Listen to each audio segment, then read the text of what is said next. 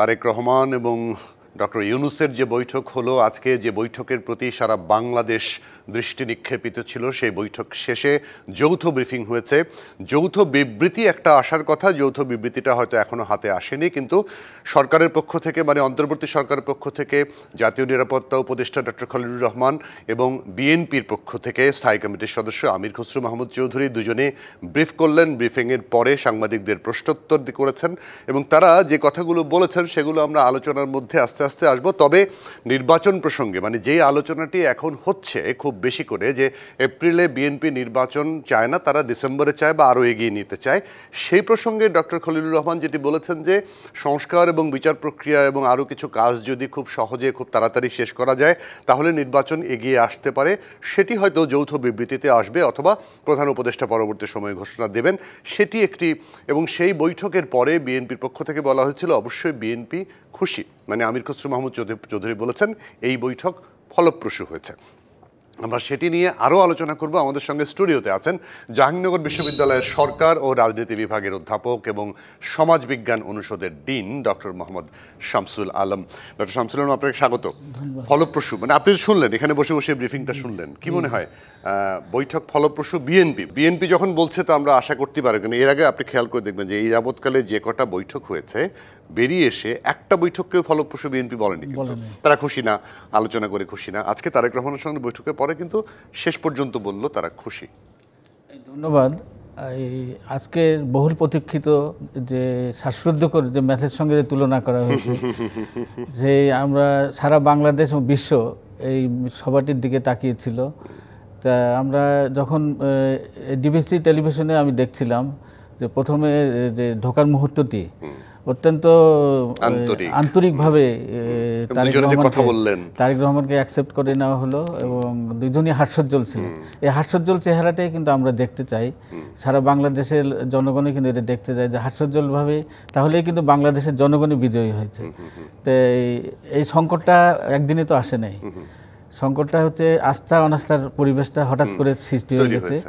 এবং আমার বিশ্লেষণে মনে হয় সরকারের ভিতরেই কোনো একটা পক্ষ বিপক্ষ, যে জাহিদ সাহেব কিছুক্ষণ আগে বলে গিয়েছিলেন যে আজকেও যদি কোনো সিদ্ধান্ত হয়ে থাকে, দেখা গেল যে কিছুদিন আগে একটা সিদ্ধান্ত হয়েছিল, পরক্ষণেই বলা হলো যে এটা বলা হয়নি। কিন্তু আমরা আশঙ্কা আছে, তো আশঙ্কা থাকতেই পারে, এটা লন্ডনে বৈঠক হলো, আবার ঢাকায় এসে আবার কোনো ঘোষণা দেওয়া হয় কিনা অন্য ধরনের, সেক্ষেত্রে তো আলোচনা। এজন্যই হয়তো যৌথ বিবৃতিতে ওইভাবে দুই পক্ষই স্বাক্ষর করবে। আর আমির খসরু মাহমুদ চৌধুরী উনি স্থায়ী কমিটির অত্যন্ত দায়িত্বশীল একজন মানুষ, তাকে বিশেষভাবে এই বৈঠকে অংশ নেওয়ার জন্য এটাও ডেকে নেওয়া হয়েছে এবং এটা বিএনপির দিক থেকেও খুব আন্তরিকতা দেখানো হয়েছে, যে যেহেতু সরকারের দিক থেকে আমন্ত্রণ জানানো হয়েছিল, এটা অ্যাকসেপ্ট করে নেওয়া হয়েছে।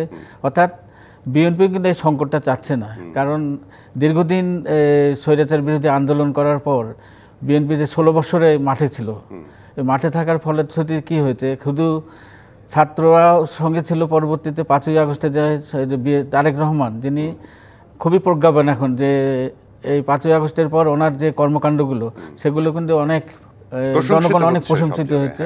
এবং আমার বিশ্লেষণে বিএনপি এখনও সঠিক লাইনেই রয়েছে, সঠিকভাবেই তারা, অর্থাৎ যেসব জনগণের জন্যই তারা কাজ করছে এবং আগামী দিনেও তারা করবে, সেই বিষয়টা কিন্তু আমির খসরু মাহমুদ যে নির্বাচনের পরেও তারা একত্রিতভাবে, যেটা বিএনপি তার 31 দফা সংস্কার প্রস্তাবে কিন্তু আগে দিয়ে রেখেছে, যে জাতীয় ঐক্যমত্যের সরকার তারা যদি বিজয়ী হয় তাহলে তারা গঠন করবে। কিন্তু আমাদের আশঙ্কা যে ডক্টর ইউনূস বা অধ্যাপক ডক্টর ইউনূস, আমরা তাকে কিন্তু অত্যন্ত প্রজ্ঞাবান, উনি দেশ বিদেশে অনেক সুপরিচিত মানুষ, তিনি হয়তো তাকে যে কোটারি গ্রুপটা আছে তাকে যথাযথভাবে হয়তো কাজ করতে দিচ্ছে না। তিনি কাজ করতে চাইলেও অনেকটা বাধাপ্রাপ্ত হচ্ছেন, কিছু লোকজন ওখানে আছে উপদেষ্টাদের মধ্যে।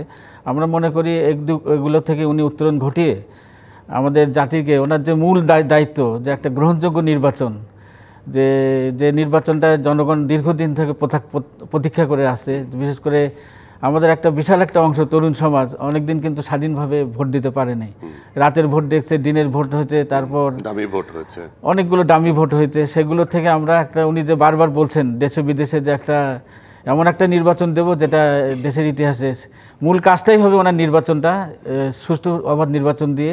ওনার তো চাওয়া পাওয়ার আর কিছু নেই, উনি এই শেষ বয়সে এসে উনি দেশ ও জাতির জন্য আর একটা ব্যবস্থা করে গেল, যেটা তাকে অনেকদিন স্মরণ করে রাখবে দেশ ও জাতি। কাজেই আমি মনে হয় আজকের যে আলোচনাটা অনেক ফলপ্রসূ আলোচনা, যেটা আমরা আশা করছিলাম একটা টার্নিং পয়েন্ট, বাংলাদেশ যে এগিয়ে যাবে আর একবার এখান থেকে আমরা দেখতে পেলাম। অর্থাৎ তাদের যে হাস্যোজ্জ্বল চেহারা, এটা কিন্তু অতীতে তো আমরা দেখিনি। কারণ এই সময়টুকু যায় 9 মাস বা 10 মাস চলে গেল, প্রতি পদে পদে কিন্তু বিএনপির বিভিন্ন বিষয়গুলো নিয়ে বাধাগ্রস্ত করা হয়েছে, তাদেরকে বিভিন্নভাবে ব্র্যান্ডিং করা হচ্ছিল, ডিমোরালাইজ করা হয়েছে, কিন্তু অপপ্রচার চালানো হয়েছে। বিএনপি তো 16 বছর মাঠেই ছিল, আমরা দেখেছি। এটা আমি যদি নিরপেক্ষভাবে বলি, তারাও তো অনেক, শুধু ছাত্র নেতৃবৃন্দ না, তাদের সঙ্গে সমন্বয় করে আমরা মাঠ পর্যায়ে ছিলাম। 2 মাসের আন্দোলনে সরকার পড়ে গেছে, এটা আসলে ভাবার কোনো কারণ নেই। চূড়ান্ত পরিণতি হয়েছে, চূড়ান্ত পরিণতি হচ্ছে আস্তে আস্তে তো ধুমায়িত ক্ষোভের বিস্ফোরণ আমরা দেখেছি 5ই আগস্ট। সেদিন আমরা মাঠেই ছিলাম। মাঠে থাকার ফলে দেখা গেছে যে এত আমরা জাহাঙ্গীরনগরে তখন ছিলাম। জাহাঙ্গীরনগর প্রথম সকালে যখন আমরা জাহাঙ্গীরনগর বিশ্ববিদ্যালয়ে মাঠে অবস্থান নিলাম, তারপরে দেখা গেল যে প্রথম দিকে কম উপস্থিতি, কিন্তু আস্তে আস্তে দেখা গেল যে রাজনৈতিক নেতৃবৃন্দ, বিশেষ করে তারেক রহমানের নির্দেশনায় সাভার এলাকার প্রচুর নেতাকর্মীরা তখন জমা হয়, প্রায় 20-25 হাজার লোকের মিছিল নিয়ে কিন্তু আমরা সাভার বাজার রোড পর্যন্ত এসেছিলাম। তারপর ওখানেই পুলিশ গুলি চালানো শুরু করেছিল, পরে ছত্রভঙ্গ হয়ে গেছিল, কিন্তু পরক্ষণে 1টা-1.5টার দিকেই তো আমরা খবর পেলাম যে এই অবস্থা। তারপরও সাভার থানার পুলিশ কিন্তু অনেকেরই গুলি করে মেরে ফেলেছিল সাভারে, তারপর আমাদের বাইপাইলে, এইসব জায়গায়। সেই কারণেই যে এদের আমাদের যে সম্মিলিত এই আন্দোলনটা, কোনো অংশ যদি স্টেক হোল্ডার একটা অংশ যদি তাদের মধ্যে যদি কোনো আস্থা অবিশ্বাসের সৃষ্টি হয়, তাহলে কারা লাভবান হবে? লাভবান হবে কিন্তু স্বৈরাচারী হিসেবে ফ্যাসিস্ট শক্তি, তারা বসে আছে। কাজে আমাদের ভুল বোঝাবুঝির অবসান ঘটাতে হবে এখানে।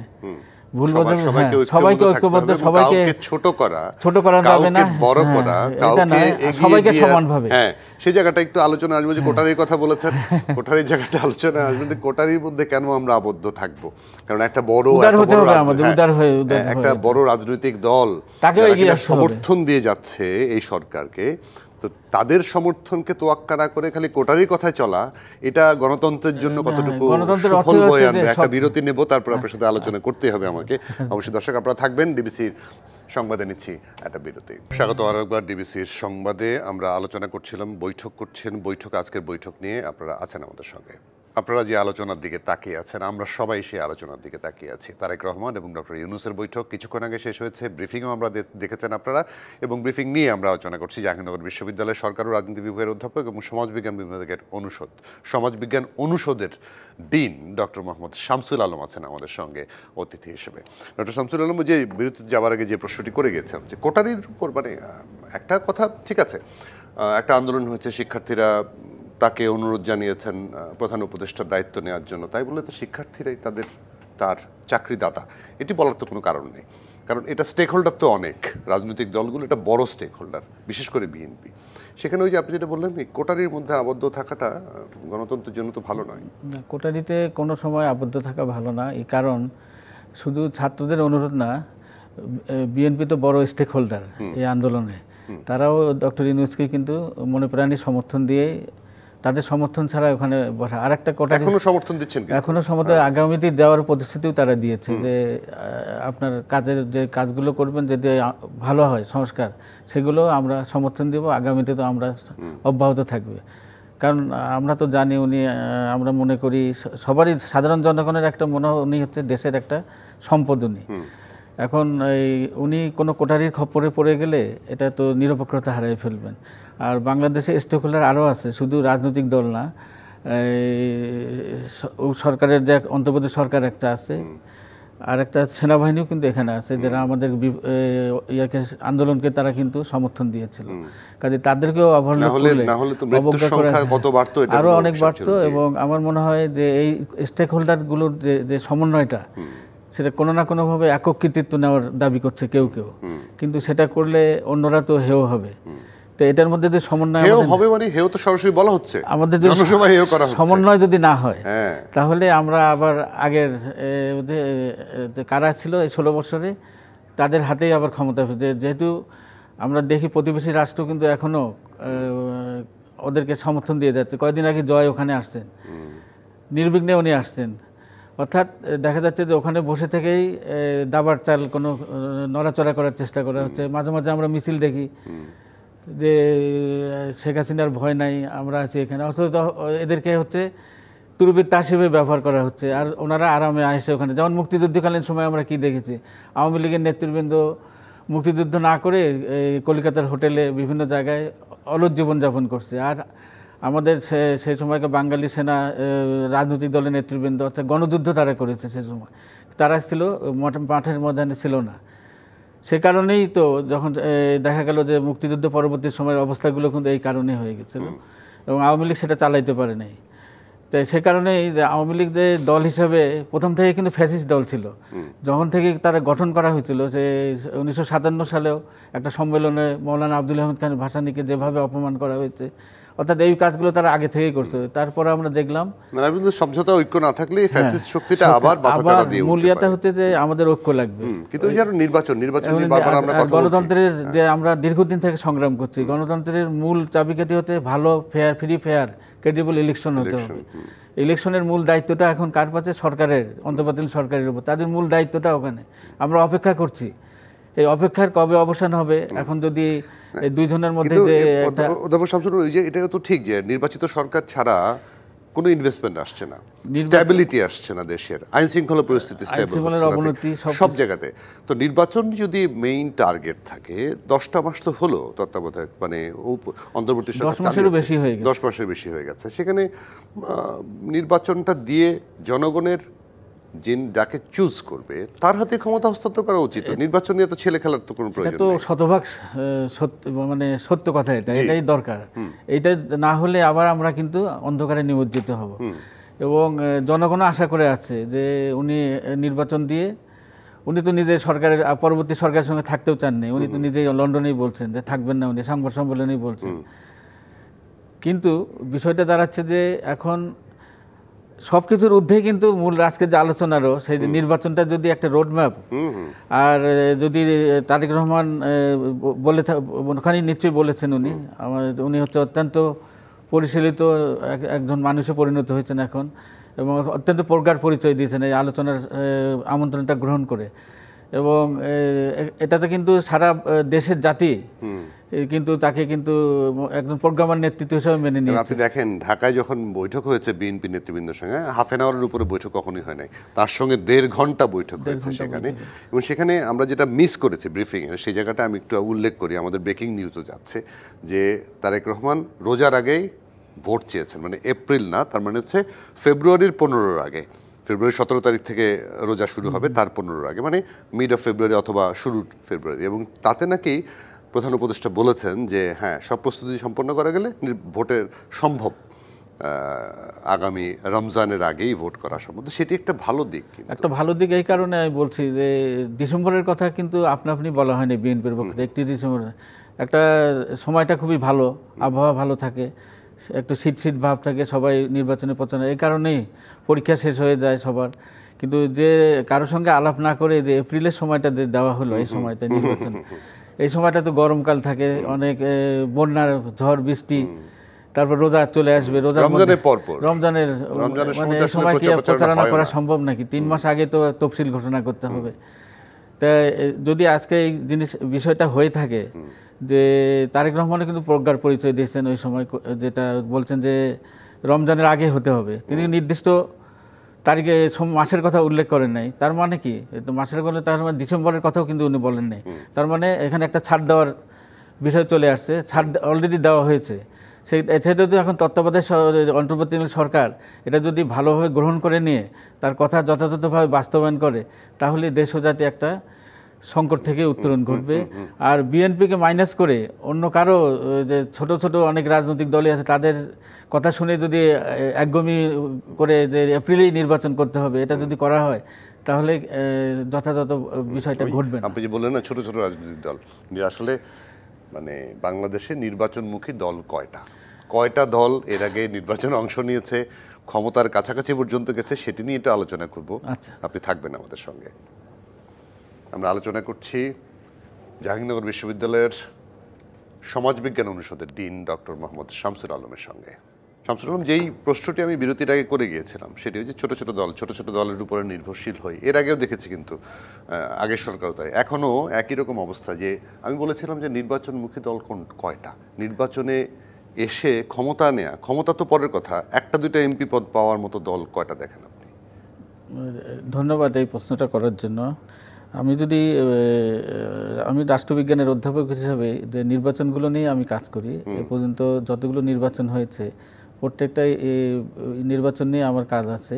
তো সেখানে আমি যে ক্রেডিবল যে নির্বাচনগুলো হয়েছে তত্ত্বাবধায়ক সরকারের অধীনে, সেই নির্বাচনে কিন্তু 3-4টি রাজনৈতিক দল ছাড়া বাকিদের কিন্তু কোনো গণভিত্তি নাই।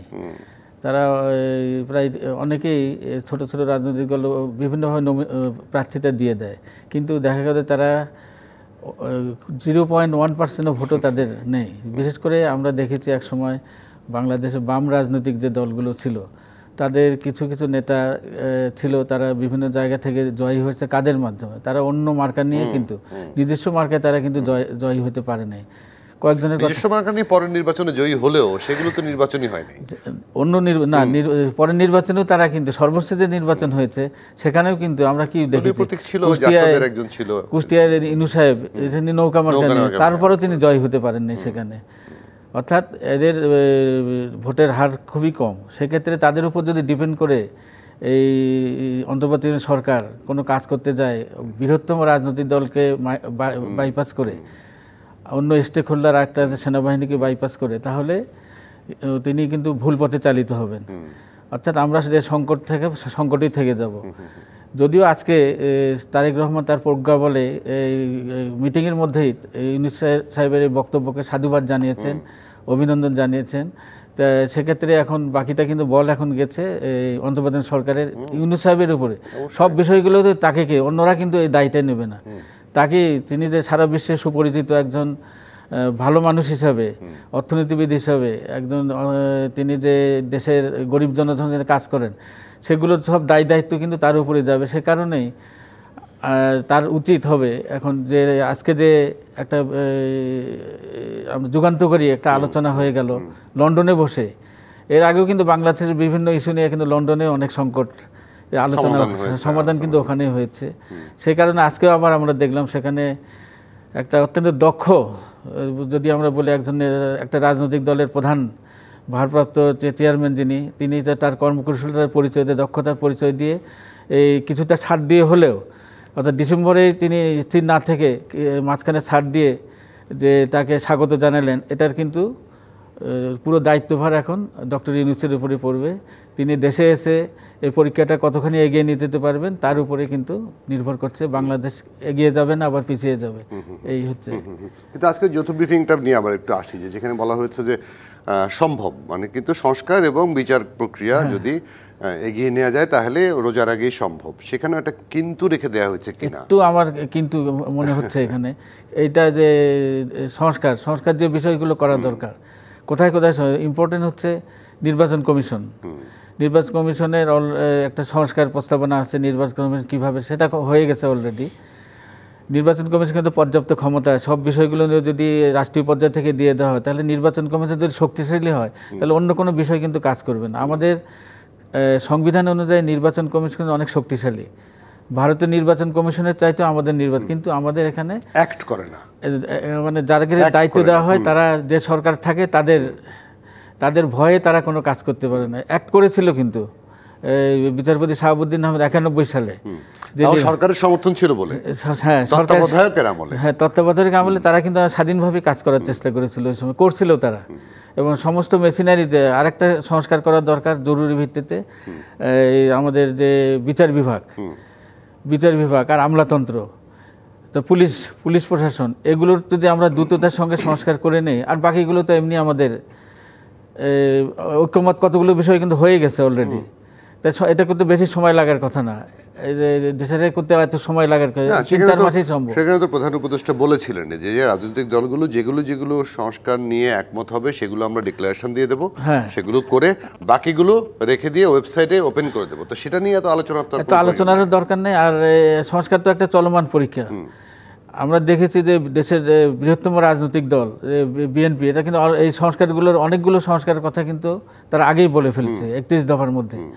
তো এই বিষয়গুলো যেমন একটা বিষয় ছিল যে প্রধানমন্ত্রী 2 বারের বেশি প্রধানমন্ত্রী, এটা একটা বিশাল বিষয় বিএনপির পক্ষ থেকে এই সংস্কার, সেটা অন্তর্বর্তীকালীন সরকার বা অন্য রাজনৈতিক দলেরও কিন্তু এই প্রস্তাবনাটা রয়েছে। কাজেই এই বিষয়গুলো নিয়ে কিন্তু দ্বিধাদ্বন্দ্ব থাকবে না, ঐক্যমত হবে। তো এটা নিয়ে কালক্ষেপণ করা যাবে না, সংস্কারের মতো চলবে, নির্বাচনের মতো এগিয়ে যেতে হবে। অর্থাৎ দ্রুততার সঙ্গে নির্বাচন কমিশন যাতে একটা রোডম্যাপ দিয়ে দেয়, তাহলে কিন্তু রাজনৈতিক সংকটের যারা সুযোগ সন্ধানীরা কিন্তু আর কাজ করতে পারবে না। তারপর ধরেন এই বিএনপির মতো দলের সাথে যদি এই সংস্কার প্রসঙ্গ নিয়ে একটা দূরত্ব তৈরি হয়, কোনো কারণে যদি তারা এই সংস্কার করেও ফেলে, বিএনপি যদি ক্ষমতায় আসে, এই সংস্কার কি তারা রাখবে? অবশ্যই ঐক্যমত দরকার। ঐক্যমত, এই জন্য বিএনপি বলছে ঐক্যমতের ভিত্তিতে। আর বিএনপি আরও একটা এগিয়ে যেয়ে কি বলছে, জাতীয় ঐক্যমতের সরকার তারা গঠন করবে, সব ক্রিয়াশীল রাজনৈতিক দল করে, যারা স্বৈরাচারের বিরুদ্ধে আন্দোলন ছিল তাদেরকে নিয়েই তারা সরকার গঠন করবে। এক্ষেত্রে কে এমপি নির্বাচিত হয়ে আসলো সে বিষয়গুলো দেখা হবে না, তাদের দল থেকে নেওয়া হবে। অর্থাৎ 53টি রাজনৈতিক দল নির্বাচন চাচ্ছে, আর কারা 2-4টি রাজনৈতিক দল কিন্তু নির্বাচন কেন পিছাতে চাচ্ছে এটা আমাদের কাছে সন্দেহজনক। প্রধান উপদেষ্টা বা জাপানে বলে আসছেন যে শুধু বিএনপি নাকি নির্বাচন, বিএনপি ওটা ওনাকে কেউ হয়তো এইভাবে বলছে, এটা উনি এইভাবে বলে দিয়েছেন, কিন্তু এটা তো উনি তো সব বিষয়ে খবর রাখার কথা। অর্থাৎ আমাদের দেশে এখন আমরা কি দেখছি যে অন্তর্বর্তী সরকারের সঙ্গে যারা আছে তারা কিন্তু এই দেশের অনেক দীর্ঘদিন ছিল না, তারা কিন্তু আমেরিকা বা অন্য রাষ্ট্রগুলো থেকে এসে বিভিন্ন দায়িত্বগুলো, এই যে এখন আমাদের এখানে কি দেখলাম, এই যে উপদেষ্টা উনি তো দীর্ঘদিন আমেরিকায় ছিলেন। আবার আলী রিয়াজ ভাই, উনিও আমেরিকা। অনেক অনেক ধন্যবাদ, অনেক পরিষ্কার অধ্যাপক মোহাম্মদ শামসুল আলম, অনেক কৃতজ্ঞতা। ডিবিসিকেও ধন্যবাদ আমাকে এখানে নিয়ে আসার জন্য। দর্শক, শেষ করব ডিবিসির সংবাদ, তার আগে জানিয়ে রাখি আজকে যেটা হলো র্যাপ আপের মতো, যে আজকে যে বৈঠক নিয়ে সবাই দৃষ্টি নিক্ষেপিত হয়ে আছে লন্ডনের দিকে, সেই বৈঠক ফলপ্রসূ। আপনারা এরই মধ্যে খবর দেখছেন, ব্রেকিং নিউজ দেখছেন, আমরা সেটা নিয়ে আলোচনা করলাম। আমরা চাই দেশের মধ্যে একটা স্থিতিশীলতা তৈরি হোক, সামনের নির্বাচনটা খুব শিগগিরই নির্বাচনের তারিখ ঘোষণা হোক, সেই দাবিটা আসলে জনগণের দাবি, সেটি বিএনপিরও দাবি। দেশের মধ্যে স্থিতিশীলতা হচ্ছে সবচেয়ে বড় চাওয়া।